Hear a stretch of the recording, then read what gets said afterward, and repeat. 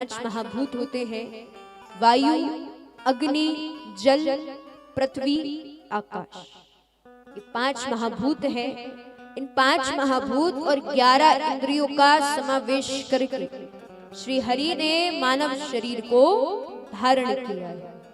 आइए अब 24 अवतारों की कथा में प्रवेश करते हैं। देखिए 24 अवतारों की कथा अभी संक्षिप्त में सुनिए। जिन अवतारों की कथा आने वाले दिनों में नहीं है उन्हें अभी विस्तार से सुनेंगे और बाकी अवतारों की कथा संक्षिप्त में सुनेंगे। सनक सनंदन सनातन चौथे सनत कुमार ब्रह्मचर्य धारण किया हुआ प्रथम अवतार। श्री हरि विष्णु पहला अवतार धारण करते हैं सौनकादिक ऋषियों के रूप में, जो ब्रह्मा जी के 4 मानस पुत्र हैं, सनक, सनंदन, सनातन, सनत कुमार। इन चारों को ही सौनकादिक ऋषि कहा जाता है। इन्होंने मात्र 5 वर्ष की आयु में तपस्या को धारण किया है, कठोर तप का मार्ग बताया है। दूसरा अवतार श्री हरि विष्णु धारण करते हैं बरहा अवतार, सूकर के रूप में धारण करते हैं। इसमें पृथ्वी को पाताल लोक से ऊपर लेकर के आते हैं, अपनी दाढ़ी की नोक पर रखकर। ये उनका दूसरा अवतार है। तीसरा अवतार श्री हरि विष्णु धारण करते हैं महर्षि नारद जी के रूप में, जिसमें वो कर्म बंधन का मार्ग बताते हैं। चौथा अवतार श्री हरि विष्णु धारण करते हैं नर नारायण अवतार, जिसमें वो अपने मन और इंद्रियों का संयम करके कठोर तपस्या करते हैं, तपस्या का मार्ग बताते हैं। पांचवा अवतार श्री हरि विष्णु धारण करते हैं कपिल मुनि के रूप में, जिसमें वो सभी तत्वों का निर्णय करने वाले सांख्य शास्त्र का पुनः निर्माण करते हैं और अपनी माता देवहूति और एक ब्राह्मण को उपदेश देते हैं। छठवा अवतार श्री हरि विष्णु धारण करते हैं दत्तात्रेय के रूप में। इस अवतार की कथा को विस्तार से सुनते हैं। तो महाराज एक समय की बात है कि माता अनुसुईया त्रिदेव जैसे पुत्र चाहती है। अब त्रिदेव कौन? ब्रह्मा, विष्णु, महेश। तो माता अनुसुईया त्रिदेव जैसे पुत्र चाहती है, तो इसलिए कठोर तपस्या कर रही है। अब ये बात जब त्रिदेव को पता चलती है, त्रिदेव बड़े प्रसन्न हैं कि माता अनुसुईया हमारे जैसे पुत्र चाहती है। पर महाराज ये बात जब तीनों देवियों को पता चलती है, तीनों देवियां कौन? उनकी पत्नियां, सरस्वती जी, लक्ष्मी जी, पार्वती जी। तो जैसे ये बात तीनों देवियों को पता चली तो तीनों के मन में जलन के भाव आए। सोच रही है माता अनुसुईया हमारे पतियों जैसा पुत्र क्यों चाहती है? और ये स्त्रियों में मामूली बात है, जलन की भावना बहुत जल्दी आती है। अब यदि आपकी सहेली ने आपसे अच्छी साड़ी खरीदी है, बाप को आकर बताएगी साड़ी कैसी है, तब तो कहोगे बहुत अच्छी है, पर मनी मन जलन होगी। सोचोगे अब तुमसे अच्छी लेकर बताऊं, तो मतलब ये जलन के भाव मन में बहुत जल्दी आते हैं। तो ऐसे ही अब तीनों देवियों के मन में जलन के भाव आए। तीनों देव से कहती हैं हमने सुना है माता अनुसुईया आपके जैसे पुत्र चाहती है।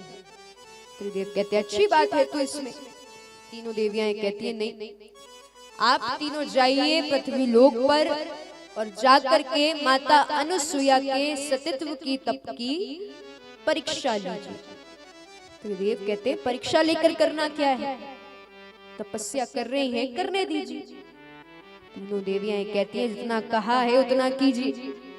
महाराज त्रिदेव को भी मानना पड़ा है। अब त्रिदेव की भी अपनी पत्नियों के सामने नहीं चली। त्रिदेव भी आ गए हैं परीक्षा लेने कि जानते पत्नियों ने एक बार ठान ली सो ठान ली, बात तो मानना पड़ी। तो त्रिदेव आते हैं पृथ्वी लोक पर। अब देखिए जो उनका स्वरूप है उसमें तो जान नहीं सकते, तो इसलिए साधुओं का वेश धारण किया है। अब साधुओं का वेश धारण करके चले गए हैं माता अनुसुईया की कुटिया पर। जैसी कुटिया पर पहुंचते हैं अब कहते हैं मैया भिक्षाम देहि।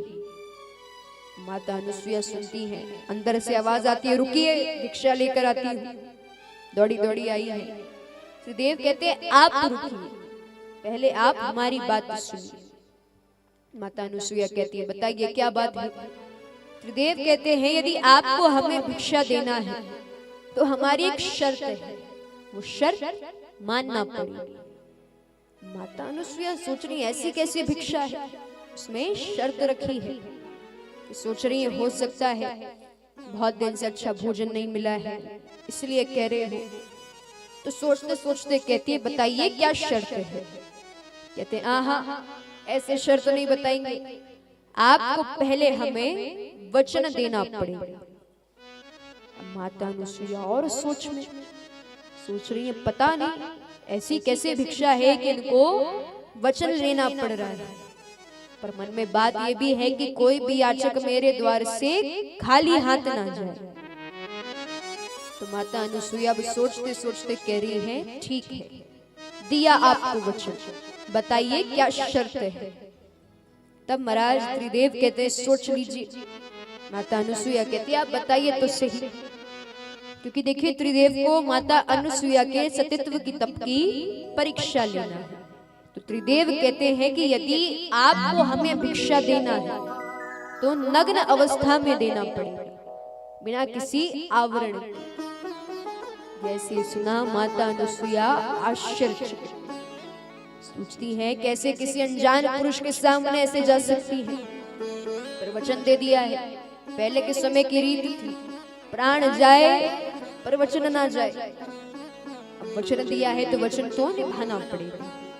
सोच रही है क्या करूं, क्योंकि वो भी एक महान सती थी। तो माता अनुसुईया सोच विचार कर रही है, मनी मन सोच रही है कि किसी अनजान पुरुष के सामने ऐसे नहीं जा सकती, पर होना हो वो अबोध शिशुओं के सामने ऐसे जा सकती है। क्योंकि एक छोटे से बालक में काम क्रोध मद लोभ मोह इन सब के भाव नहीं होते। तो माता अनुसुईया उनसे कहती आप यहीं रुकिए मैं अभी आती हूँ।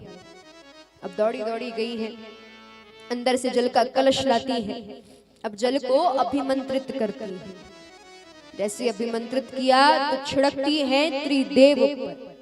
जैसे ही त्रिदेव पर उसके छींटे पड़ते हैं तो तीनों देव ब्रह्मा विष्णु महेश छोटे छोटे शिशु बन चुके हैं। तीनों रो रहे हैं। माता अनुसुईया गोद में उठाती है, अब कुटिया में ले आई है, पालने में सुला रही है। आइए देखते हैं किस तरह से त्रिदेव का ध्यान रख रही है। माता अनुसुईया जी ने डाल दिया पालना, माता अनुसुईया जी ने डाल दिया पालना। झूल रहे तीन देव बन कर के लालना, झूल रहे तीन देव बन कर के लालना। तो दोनों हाथ ऊपर करके मीठी मीठी तालियां एक साथ।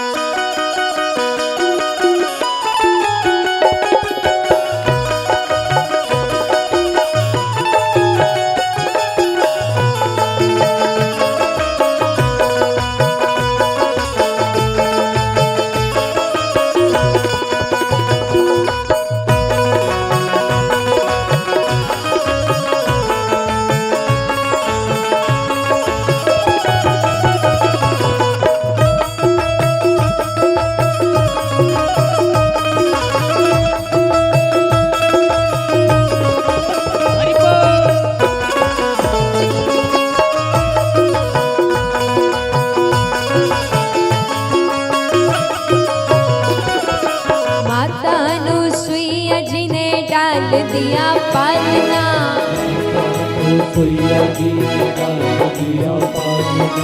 माता अनुसुईया जी ने डाल दिया पालना।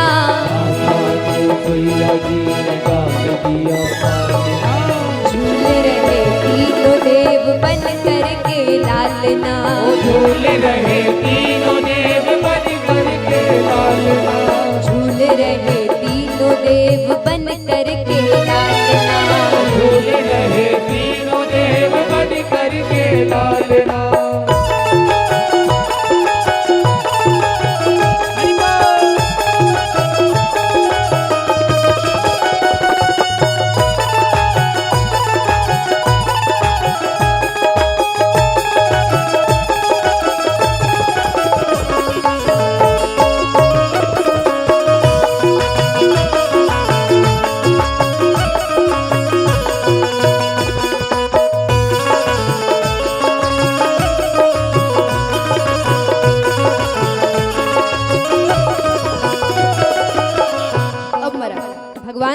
छोटे शिशु हैं तो अपनी बात नहीं रख पा रहे हैं तो रोने लगे। अब क्या होता है, बालक के भांति प्रभु रुदन मचाए, बालक की भांति प्रभु रुदन मचाए, बालक के भांति प्रभु रुदन मचाए, बालक की भांति प्रभु रुदन मचाए। ब्रह्मा और भोले को संकेत में बताए, ब्रह्मा और भोले को संकेत में बताए, ब्रह्मा और भोले को संकेत में बताए, ब्रह्मा और भोले को संकेत में बताए।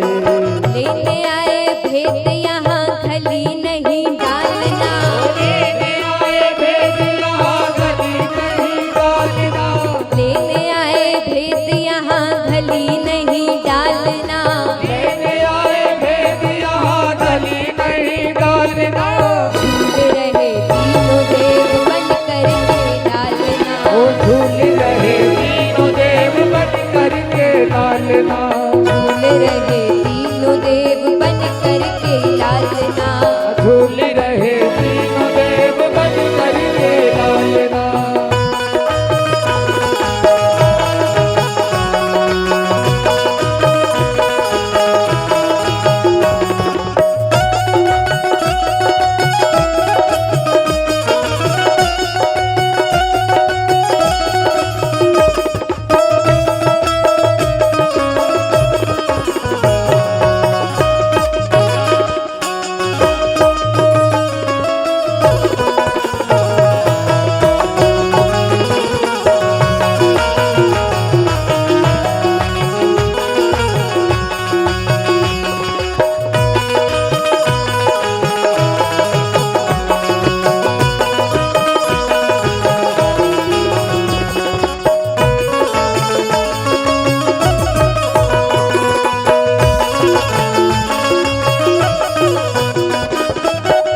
अब मरा माता अनुसुईया सोच रही है, देखो अरे मेरे घर मुझे पढ़ाई देने आए थे, हाल ये है कि खुद का हाल भी नहीं जान पा रहे। माता अनुसुईया क्या कहती है, मेरे घर आए मुझे देने पढ़ाई, मेरे घर आए मुझे देने पढ़ाई, मेरे घर आए मुझे देने पढ़ाई, मेरे घर आए मुझे देने पढ़ाई। भूल गए आज अपनी सारी चतुराई, भूल गए आज अपनी सारी चतुराई, भूल गए आज अपनी सारी चतुराई, भूल गए आज अपनी सारी चतुराई। भारत के देवियों से हुआ आज सामना, भारत की देवियों से हुआ आज सामना, भारत की देवियों से हुआ आज सामना, भारत की देवियों से हुआ आज सामना। झूल रहे तीनों देव बन करके लालना, झूल रहे तीनों देव बन करके लालना, झूल रहे तीनों देव बन करके लालना, झूल रहे तीनों देव बन करके लालना।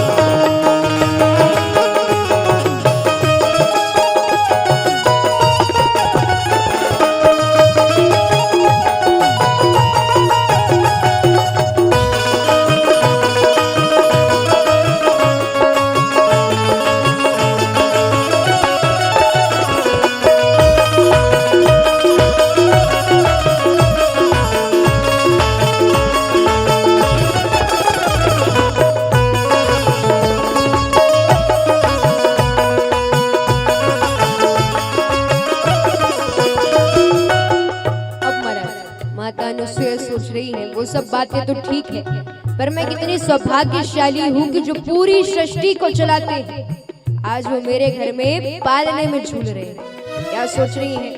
कोई गरुड़ पाल कोई सृष्टि के रचैया, कोई गरुड़ पाल कोई सृष्टि के रचैया, कोई गरुड़ पाल कोई सृष्टि के रचैया, कोई गरुड़ पाल कोई सृष्टि के रचैया, कोई बैठे नंदी पे डमरू बजैया, कोई बैठे नंदी पे डमरू बजैया, कोई बैठे नंदी पे डमरू बजैया, कोई बैठे नंदी पे डमरू बजैया। ऐसे फंसे तीनों देव पूछे कोई हाल ना, ऐसे फंसे तीनों देव पूछे कोई हाल ना, ऐसे फंसे तीनों देव पूछे कोई हाल ना, ऐसे फंसे तीनों देव पूछे कोई हाल ना, झूल रहे तीनों देव बन करके लालना, झूल रहे तीनों देव बन करके लालना, माता अनुसुईया जी ने डाल दिया पालना, अनुसुईया जी ने डाल दिया पालना, माता अनुसुईया जी ने डाल दिया पालना, अनुसुईया जी ने डाल दिया पालना, झूल रहे तीनों देव बन करके लालना, झूल रहे तीनों देव बन करके लालना, झूल रहे तीनों देव बन करके लालना, झूल रहे तीनों देव बन करके लालना, झूल रहे तीनों देव बन करके लालना, झूल रहे तीनों देव बन करके लालना। तो दोनों हाथ ऊपर करके राधे राधे।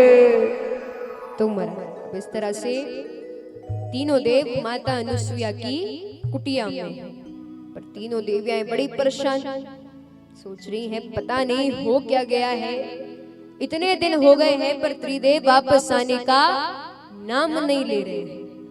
तीनों देवियां सोचती हैं अब तो हम ही को जाकर के देखना पड़ेगा। तब महाराज अब तीनों देवियां आती हैं। जैसे तीनों देवियां पधारती हैं, आकर के माता अनुसुईया से कहती हैं कि देखिए हमें हमारे पति वापस दे दीजिए। माता अनुसुईया कहती अंदर जाइए, पालने में सो रहे हैं, लीजिए चले जाइए। तीनों देवियां कहती हैं ऐसा मत कीजिए, अरे जब वो आए थे तो हमारे पति के रूप में आए थे, पुत्र के रूप में कैसे लेकर जाए? कहती हैं ये मैं नहीं जानती, गलती आपकी है, अभी आप जानो कि कैसे उन्हें आप लेकर जाओ। तीनों देवियां प्रार्थना कर रही हैं, कहती हैं देखिए कुछ भी कीजिए लेकिन इन्हें हमारे पति के रूप में वापस ले आइए। बार बार प्रार्थना करती हैं। तब महाराज माता अनुसुईया मान गई। अब तीनों देव उनके वास्तविक स्वरूप में आते हैं। तो जैसे वास्तविक स्वरूप में आए हैं, तीनों देव बड़े प्रसन्न हैं। तीनों देवियां बड़ी प्रसन्न हैं। माता अनुसुईया से और उनके पति ऋषि अत्रि से बहुत प्रसन्न होते हैं। फिर उनके ऊपर कृपा करते हैं, कहते हैं आप जो चाहती हो वो इच्छा जल्दी पूरी होगी। फिर महाराज भगवान उन्हें आशीर्वाद देते हैं और उनके घर में दत्तात्रेय के रूप में अवतार धारण करते हैं। तो ये भगवान का छठवां अवतार है। सातवां अवतार श्री हरि विष्णु धारण करते हैं यज्ञ अवतार, यज्ञ का मार्ग बताते हैं।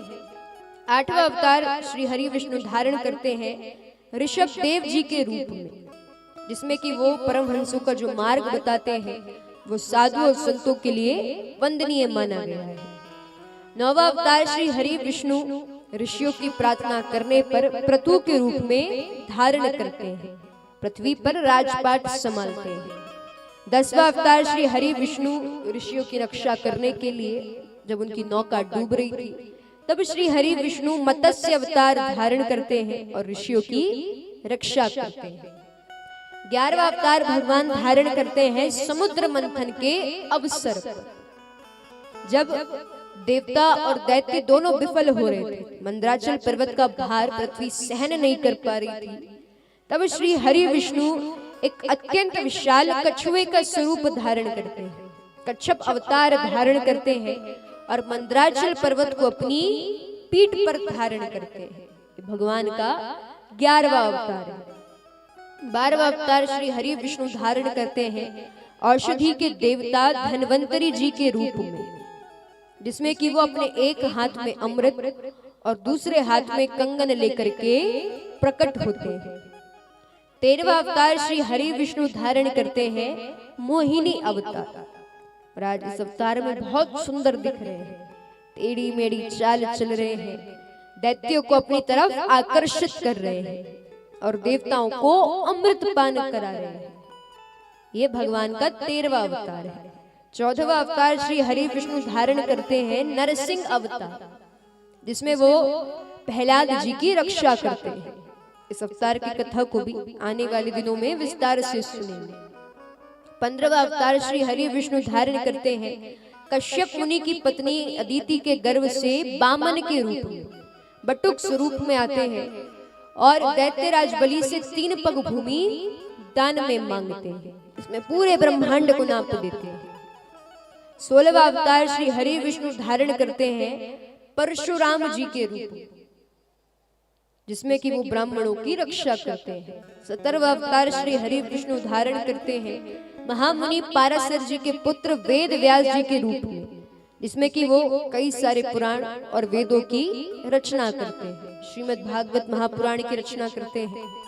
18वां अवतार श्री हरि विष्णु धारण करते हैं जब रावण के अत्याचार बढ़ जाते हैं, उनके उद्धार हेतु श्री हरि विष्णु धारण करते हैं मर्यादा पुरुषोत्तम प्रभु श्री राम का अवतार।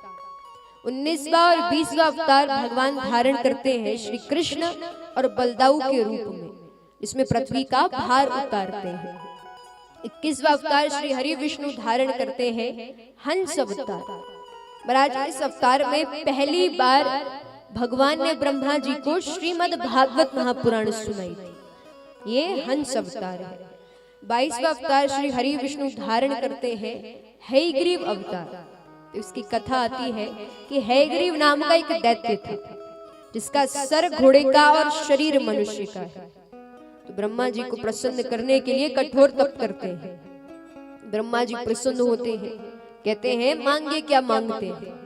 तो हयग्रीव कहते हैं कि आप मुझे यह वरदान दे दीजिए कि मुझे मुझ जैसा मार सके। जानता है पूरे संसार में उसके जैसा कोई नहीं है। सच भी है, कौन होगा जिसका सर घोड़े का शरीर मनुष्य का हो। तो ब्रह्मा जी कह देते हैं तथास्तु। अब एक तरह से वरदान मिल गया है अमर होने का। तब महाराज जैसे ये वरदान मिलता है तो हयग्रीव के अत्याचार बहुत बढ़ गए हैं, आतंक बहुत बढ़ गए हैं, प्रजा परेशान हो गई है। तो एक दिन भगवान से प्रार्थना करते हैं, भगवान प्रार्थना सुनते हैं और उसी के जैसा हयग्रीव अवतार धारण करके उसका उद्धार करते हैं। 23वां अवतार श्री हरि विष्णु धारण करते हैं कलयुग आ जाने पर मगध देश बिहार राजा अर्जुन के पुत्र बुद्ध के रूप में। अर्जुन का 24वां अवतार है। कहा जाता है कि श्री हरि विष्णु ने अभी वो अवतार धारण नहीं किया है। जब कलयुग का अंत निकट होगा तब श्री हरि विष्णु संबल नामक गांव में विष्णु यासा के घर कलकी के रूप में अवतार धारण करेंगे। कहा जाता है कि ये अवतार अभी भगवान ने धारण नहीं किया है। इस तरह से भगवान के 24 अवतार हैं। महाराज इनमें से 2 अवतार ऐसे हैं जो श्री हरि विष्णु ने पूर्ण रूप से धारण किए हैं, श्री राम और श्री कृष्ण।